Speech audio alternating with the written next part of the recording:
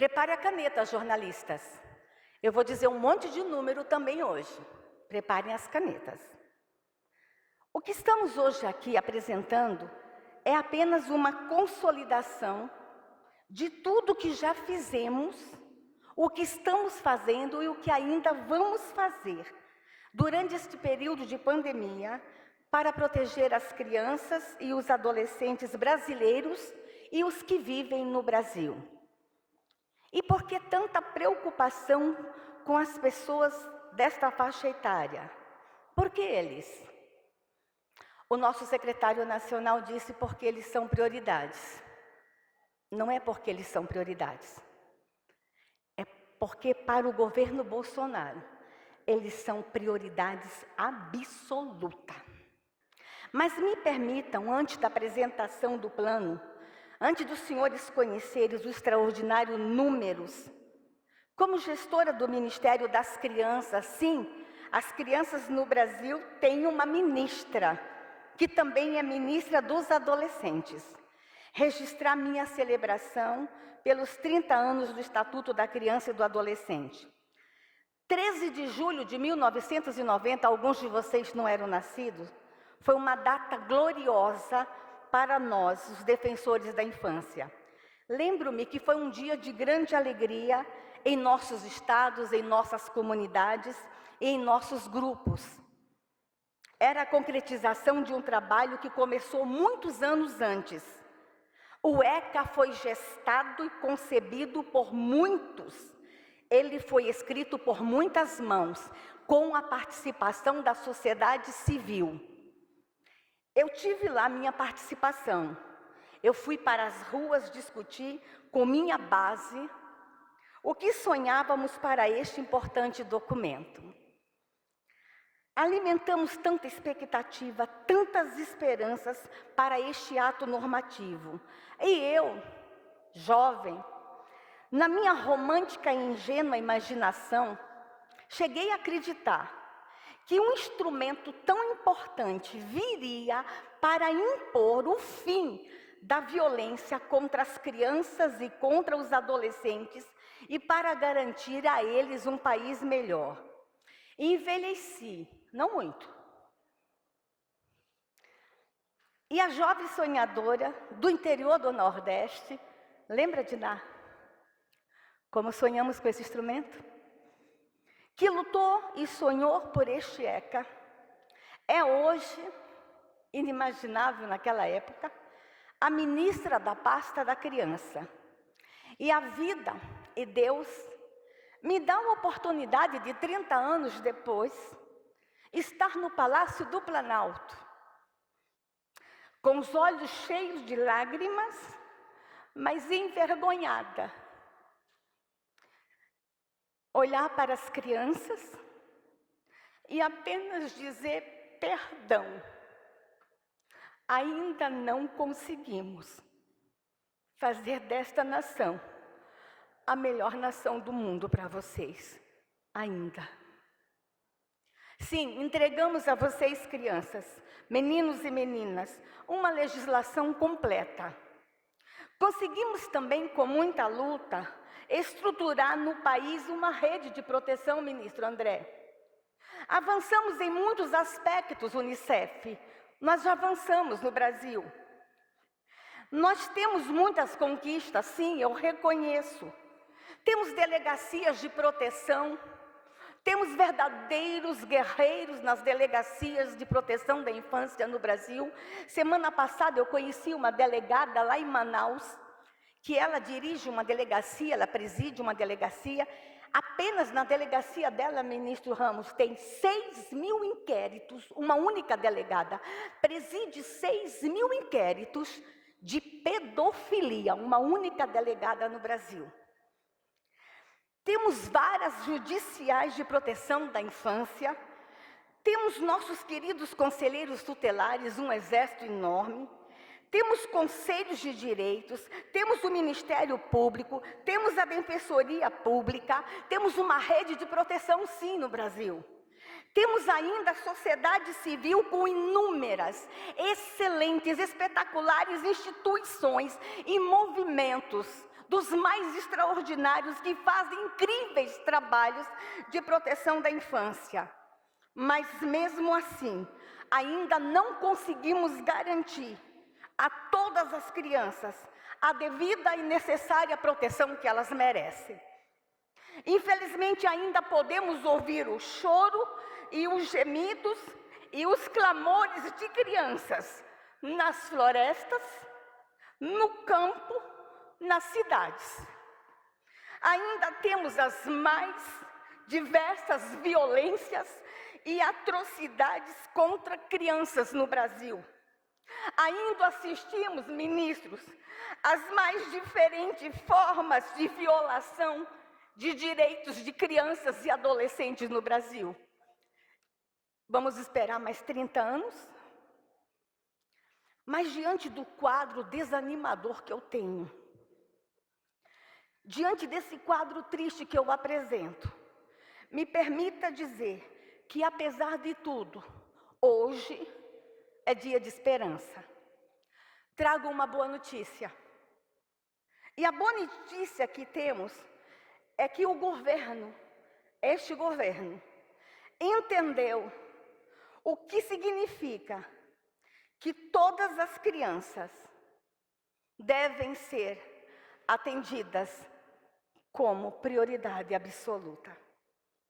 A boa notícia que eu tenho é que o governo Bolsonaro sabe que criança é prioridade absoluta. Declaro diante da nação que o governo Bolsonaro fez o maior compromisso pela infância jamais visto em solo brasileiro. O governo Bolsonaro, todos os integrantes do governo, cada ministro, cada secretário, cada líder de órgão, de autarquia, cada servidor, cada membro, cada conselheiro, em conjunto com nossa primeira-dama, declaro que um novo tempo se instaurou no Brasil e que vamos fazer um pacto pela infância, pelas crianças, pelos adolescentes. E dessa vez é de verdade e é para valer.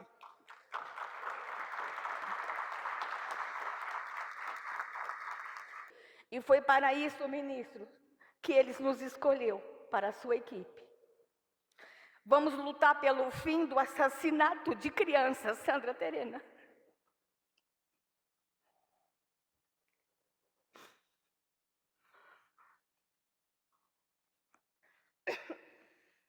Pelo fim da pedofilia.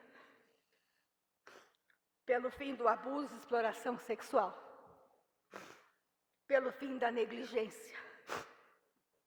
Da violação de todo e qualquer direito. Pelo fim da fome, da tortura, do medo, do suicídio, da automutilação, do pavor, da depressão. Viva o Estatuto da Criança e do Adolescente. Que venham os próximos 30 anos. A violência doméstica contra crianças e adolescentes não corre em todos os lares, é certo. Mas é em casa que a maioria das violências acontece. E nesse tempo de pandemia, nós tínhamos uma preocupação com a violência contra a criança em casa. E nos preparamos para isso. Precisávamos de instrumentos para que a criança fosse protegida no lar. A maioria das violências contra a criança são identificadas na escola ou na creche. E essas crianças não estão na escola e não estão na creche. E como agora a gente iria identificar essa violência? Nos antecipamos e entregamos para o Brasil uma grande campanha, chamando toda a sociedade a observar as crianças nesse período de isolamento. Ao ouvir um barulho estranho, ligar para nós. Ampliamos os canais de recebimento de denúncia. Não só ampliamos, como inovamos os canais de recebimento de denúncia. Hoje, o Disque 100, ele é por meio de um site, ele também é por meio de videochamada já é por meio do aplicativo, é também por meio do Telegram e nos próximos dias também será por meio do WhatsApp, onde receberemos todas as denúncias de violência contra a criança.